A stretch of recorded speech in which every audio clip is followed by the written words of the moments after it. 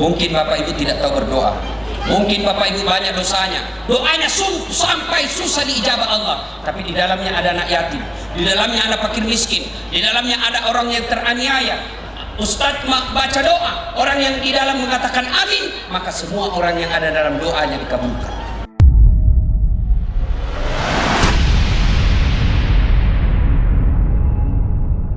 Kenapa orang malas berjamaah ke masjid? Satu,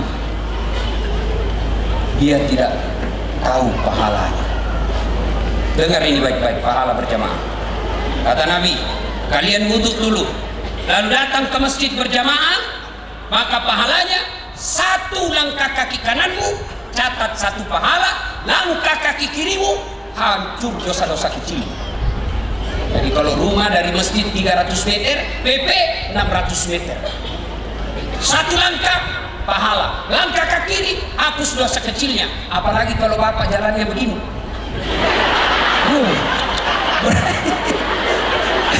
Berapa langkah kaki itu? Masya Allah. Apalagi kalau Bapak begitu sampai masjid, keliling lagi dulu ke pasar, pergi lagi ke sana lagi, sampai berapa langkah kaki didapat.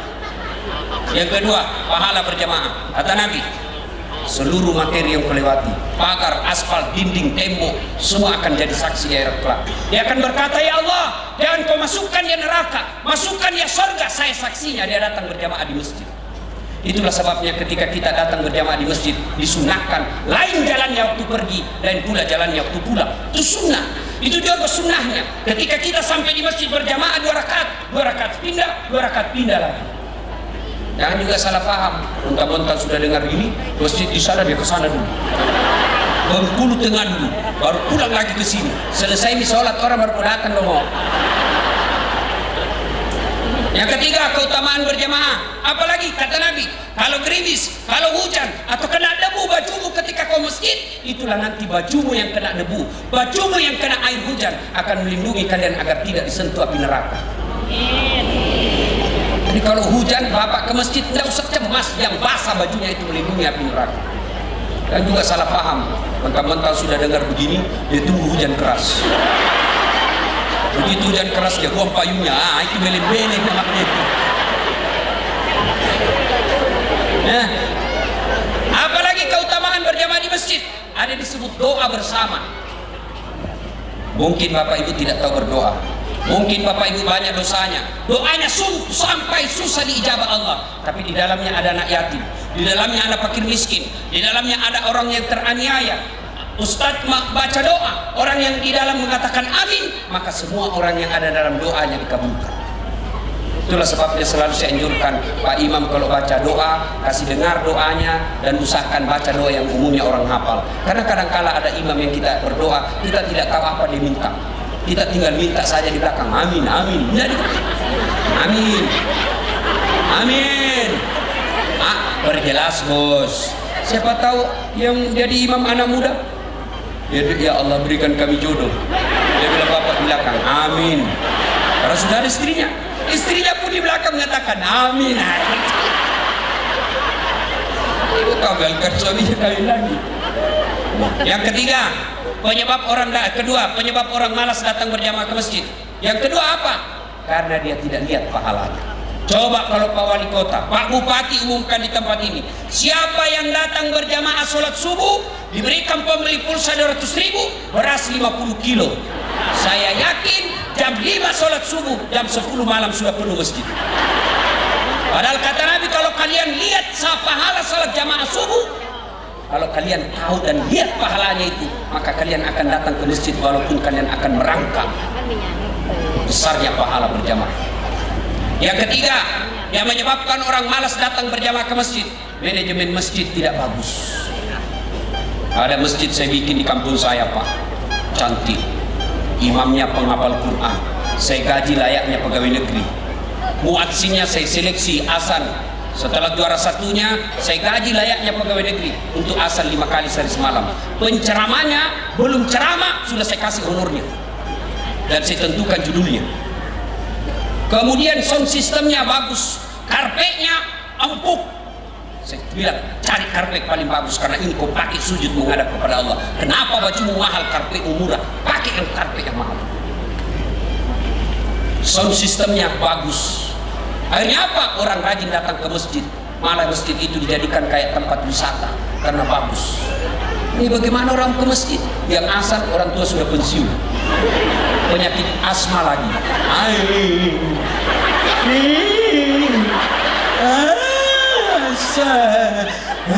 Dia bilang itu lagi yang asal itu lagi. Bagaimana orang mau ke masjid? Sound sistemnya begitu takbir langsung story Allahu Akbar.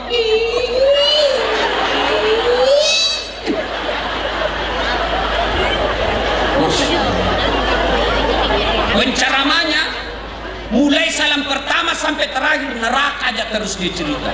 Maka kau akan dimasukkan ke dalam neraka, ditusuk pantatmu, digunting lidahmu, ditusuk matamu.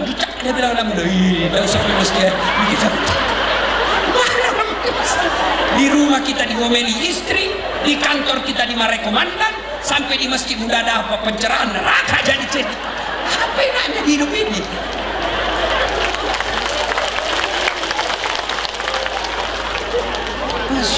Dapat lagi imam yang balik-balik sunnah Nabi. Nabi katakan kalau kau jadi imam ringkaskan bacaan sholatmu sunnah. Itu Nabi katakan ringkaskan. Itulah sebabnya sunnah ketika imam sebelum angkat takbir balik ke belakang dulu, balik dulu ke belakang. Tujuannya apa? Kita mau lihat siapa pasukan kita. Siapa tahu banyak pensiun, asam urat. Kau siksa kalau lama berdiri. Naik lagi. Ada anak muda pulang sholat. Enak sholat di masjid tau apa enak Ustaz? Ampun saya, aliran sesat. Kenapa kau bilang aliran sesat? Dia bilang sholat subuh Jumat 3 rakaat. Saya bilang bukan 3 rakaat, itu namanya sujud tilawah dong. Maka itu imam kalau kau mau sujud tilawah jelaskan dulu sama makmum. Malam ini malam Jumat kita sujud tilawah membaca surah As-Sajdah, di ayat ke ini kita sujud. Jelaskan. Jangan yang panjang-panjang. Yang kedua kata Nabi, baca. Jadi di belakang kenapa diungkaskan? Barangkali ada ibu yang mau sekali kentut.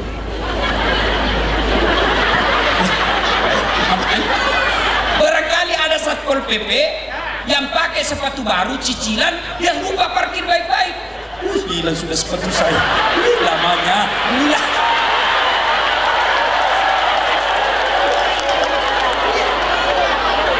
Ya. Barangkali ada remaja masjid yang dia lupa cabut kunci motornya. Dia lupa di kuncinya sudah rakaat pertama baru. Wih motor mati. Pasti tidak khusyuk lagi ke sholat. Itulah sebabnya dikatakan ringkaskan. Yang kedua kata Nabi, kalau kau jadi imam, dengar baik-baik ini para imam. Kalau kau jadi imam, baca yang umumnya orang hafal. Tujuannya apa? Satu, supaya orang bisa khusyuk mengikuti. Coba kalau imam membaca wadduha, kita bisa ikut. Imam membaca watin, kita bisa ikut. Kenapa? Kita hafal. Tapi begitu imam membaca surah Al-Baqarah ayat 10 sampai 102, dia khusyuk dengan bacaannya, kita khusyuk dengan hayalan. Kita mau ikut, tidak dihafal, kita mau sujud, belum selesai terpaksa dibaca semua pengumuman di dinding. Keadaan keuangan masjid, pengeluaran. Ayo. Selesai dibaca itu pengumuman satu komplek triplex, belum selesai Pak Imam dibaca lagi kalender Persatuan Guru Republik Indonesia cabang Kabupaten Kebahian, belum juga selesai dibaca lagi bajunya orang caleg DPR RI.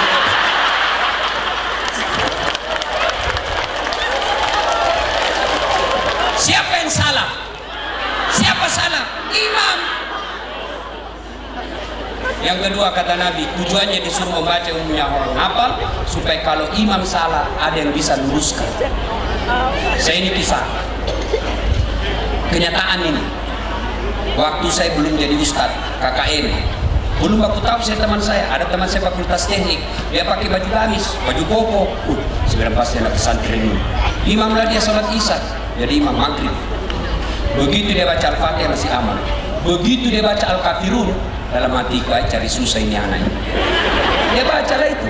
wala antum abiduna ma a'bud wala ana abidum ma abattum wala antum abiduna ma a'bud wala ana abidum. Teman saya ini di samping saya dia kasih begini sudah saya. Wala ana abidum ma abattum wala antum abidun wala ana abidum. Di samping saya jengkel. Dia teriak dulu, kenapa itu tak putar-putar? Pas sudah bilang ini imam, ini juga kupikir. Bubar Pak, bubar akhirnya kita sholat. Siapa yang salah? Siapa salah? Siapa salah? Imam. Ini fakta lagi waktu saya masih SMP di kampung. Sholat asar, sujud imam. Lama sekali, tidak biasanya lama begitu. 1 menit kok lama betul. Ada kawan saya tidak tahan, dia angkat kepalanya. Langsung woi, bilang imam. Ternyata yang ditunggu keluar. Dia keluar lewat pintu sampingnya masjid. Kacau, bubar sholat. Selesai sholat, kita tanya, Pak Imam, kenapa kau tinggalkan saf? Dia bilang, saya kentut nak. Pak Imam, lain kali kalau kentut kasih bangun dulu supaya kita lihat kau keluar. Dia bilang, justru saya sengaja nak, karena saya malu kau lihat saya. Kacau. Siapa salah? Siapa salah? Siapa salah? Imam. Makanya dalam fikih sholat berjamaah diajarkan siapa saja boleh jadi makmum. Orang gila sampai orang sadar boleh jadi makmum. Mulai dari orang belum balik sampai orang tua boleh jadi makmum. Mulai orang awam sampai orang paling cerdas boleh jadi makmum. Tapi imam tidak boleh. Fikihnya mengajarkan tidak boleh sembarang milih imam. Kenapa? Salah milih imam, kalian kacau salat jamaah. Kepahiang 2020 ini milih imam. Hati-hati milih imam. Salah milih imam, kacau kampung kita. Jangan pilih imam karena duit. Jangan pilih imam satu partai karena satu partai saja. Jangan pilih imam karena keluarga. Jangan pilih imam karena dikasih duit. Tapi pilihlah imam yang betul-betul Anda yakini bisa membawa kabupaten kalian menjadi lebih baik.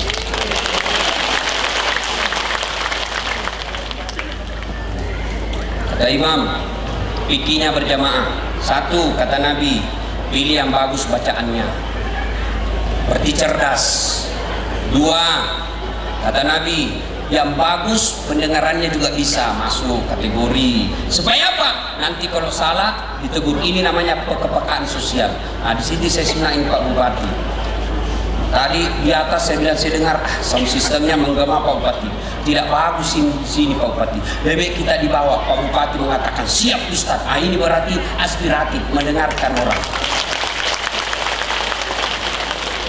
Biar saya mau, kalau Pak Bupati tidak mau, di atas saja Ustaz. Ini namanya otoriter.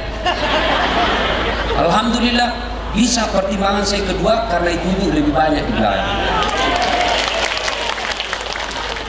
Nah, cuma ibu-ibu ini paling senang dengar ceramah. Cuma paling tidak suka kalau kita cerita poligami.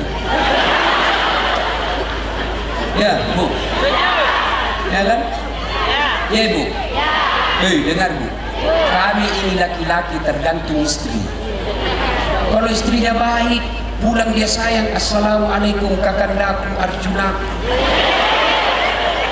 Kita pergi kantor, dia WhatsApp kita, Bang, jangan menghalalkan segala cara. Baru saja saya sholat duha, saya doakan dalam sholatku, ya Allah lindungi suamiku, murahkan rezekinya, cinta dan sayangku hanya kepadamu Bang. Senang kita suami. Nah, datang mertuanya dia hormati, datang iparnya dia muliakan, pulang suaminya belum sampai di rumah sudah siap makanannya. Wah, siapapun yang goda istri suami kita tidak akan tergoda. Dia akan berkata, siapa kau cewek? Ada bidadari di rumah. Ini kita pulang daster tinggi sebelah, kelihatan tali BH. Nonton televisi angkat kaki, makan kacang, angkat ketek. Bagaimana kita tidak cepat sakaratil maut? Kita di kantor dicarinya, di mana kau Pak? Di kantor. Di mana kau? Di kantor. Tolong video call. Ini. Mana kita tidak cepat mati? Ya ketawa, saya serius ini. Ngomong aja. Kita kira itu Bu. Bu, dengar. Ibu kira gampang jadi suami? Hah? Saya serius ini.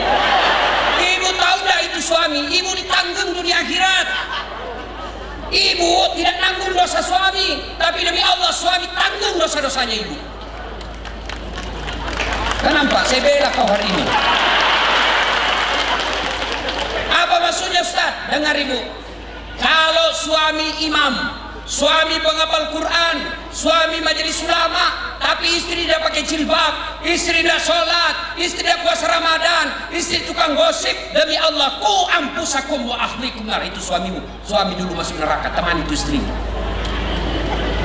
Kalian jangan suka merem.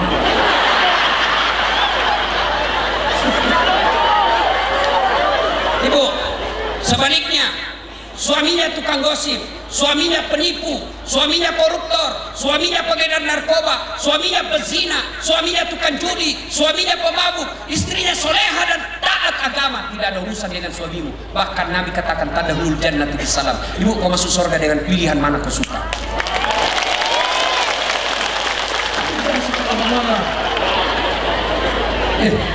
Ibu itu suami, ibu dipikir bagaimana supaya ibu bisa beli lipstik, bagaimana dibelikan baju supaya pulang kampung kau dimuliakan saudaramu, bagaimana kau dibelikan mobil supaya kau enak berjalan, bagaimana rumahmu diperbaiki supaya tetanggamu hormati kamu. Itu yang dipikir suami. Mana pernah ibu pikir bagaimana supaya saya belikan motor, mobil suamiku.